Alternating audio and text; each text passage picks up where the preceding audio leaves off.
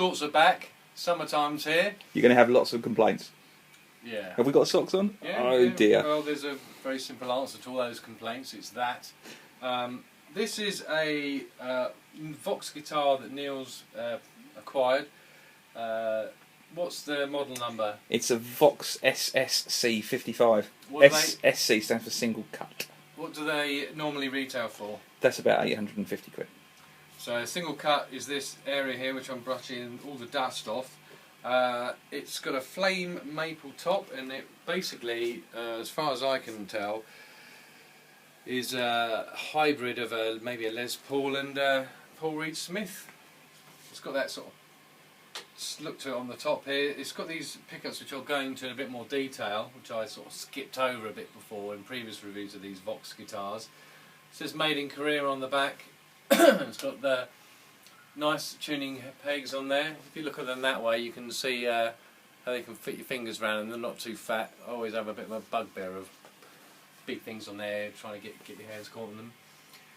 You've got pearl inlay on the word Vox there. More dust. Neil, where have you been keeping this? In your attic or something? You've got pearl inlays on here, which, albeit very small, they look quite flashy. It's got lovely binding down the side here. It's not really a bright white binding, which actually suits it. It's more of a bone sort of colour. There's lots of contouring and shaping on the back to make it a really comfortable guitar to play. The heelless neck there, so unlike a Les Paul, you don't catch your hands on it when you try to ride up high. Are these 24 frets, Neil? I believe so.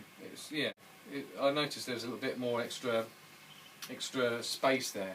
In fact, in this light, the bright light, you can actually see there's the grain of the body of the wood. Is it mahogany on the back? Yeah. Yeah. And it's like a flame maple top. Not a super duper, £2 tiger stripe that you might get from a Gibson. Even then you might not get a super duper one. You'd have to hunt around for a decent one. But it looks tidy. You've got a scratch plate on here, which it's all right.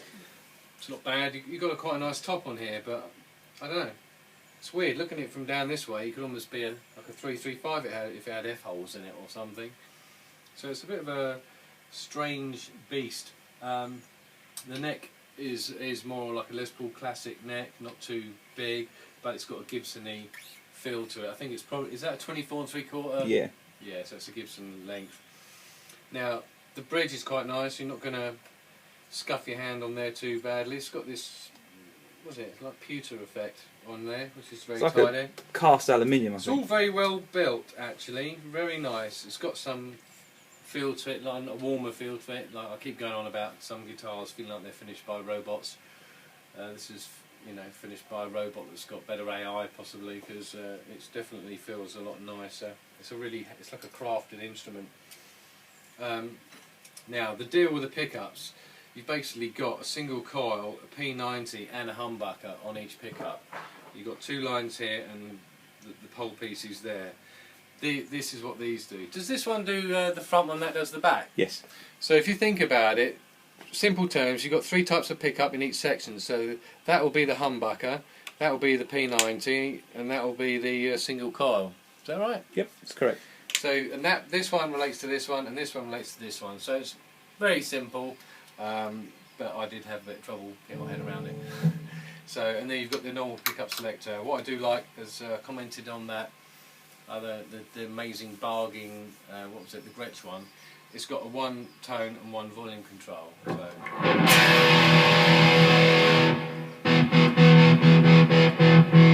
can do all that sort of stuff with it, which is nice.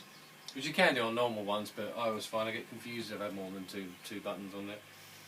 So I'll run through the tones, stop gassing so much, and we'll play it clean to begin with, and then we'll start with this pickup, and I'll do all three modes on those, and then this pickup and all three modes on those on clean. Then we'll do the same on dirty, as long as we have enough time. So just crack on with it. So this pickup here, this is on the humbucker.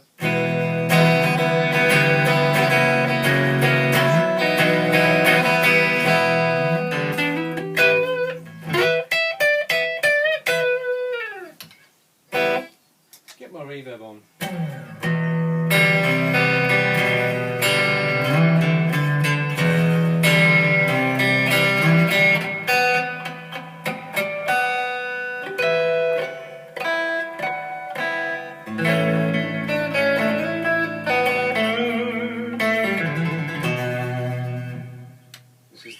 not single coils, P90, isn't it?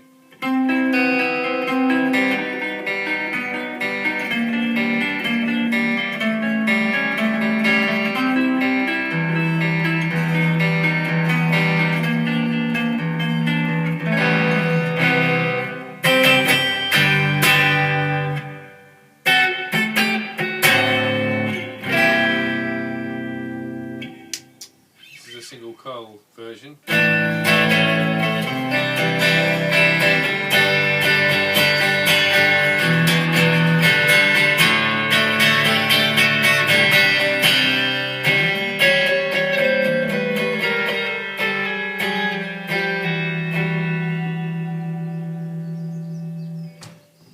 To this.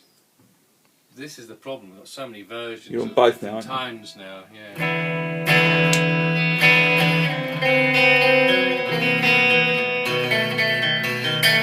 That's a nice sound. That's using both of the single coils on both of these pickups.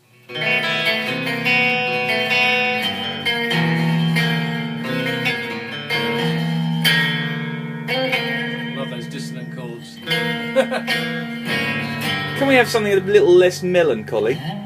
No, I'm not a happy chap. I know really. you're not.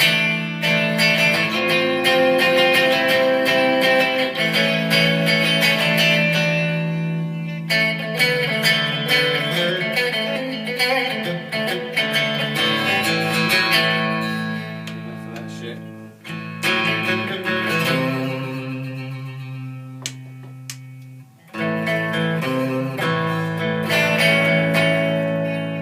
Tons of tonal variations on this.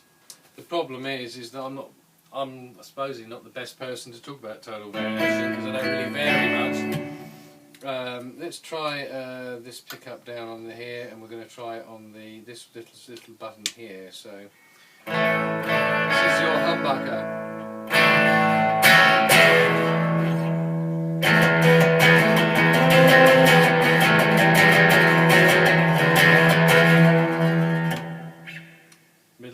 Section, which is the P90. Much more ceramic-y sound, more mid-rangey.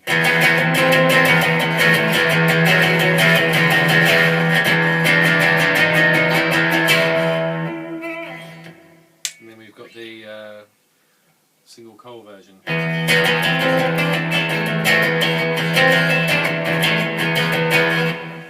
Beginning of the next Iron Maiden album, probably. Okay, so let's just go on to crank it up, because I'll start with this one. I'll try not to go through too many of the tones, but once you start cranking it up, the difference is marginal, but you'll probably find a tone that will suit what you want to play. So, okay, come on, still.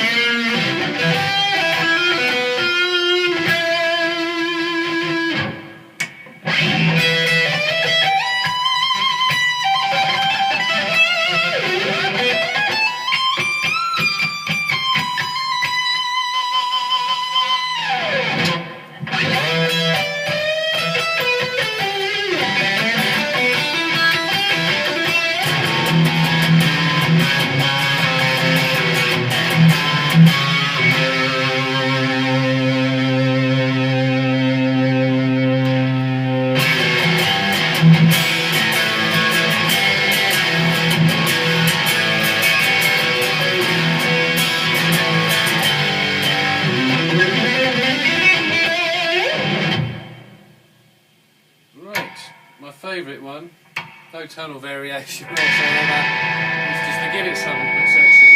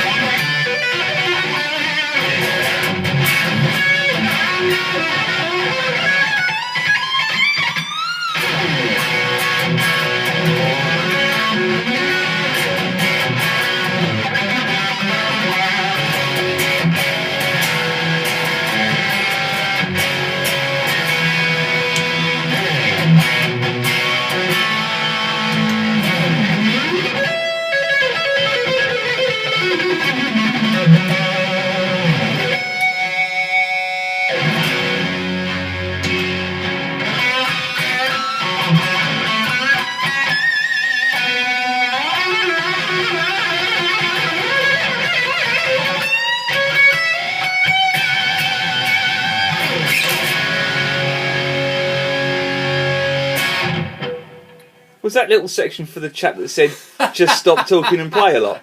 Yeah, we had some guy that moaned about one of the little reviews that we did with the Les Paul versus the Edwards. He said I was talking too much, so that was dedicated to you, mate. Even though in your post you seem to go on and on and on, even more than me. So there we are, one of life's little ironies. So guys, I don't know what you can tell from that really. I'm trying to keep the time of this video down, but just give us your impressions. In personal impression. I really love it. Love it. It yeah, it's great. It feels beautifully finished for the money. It's like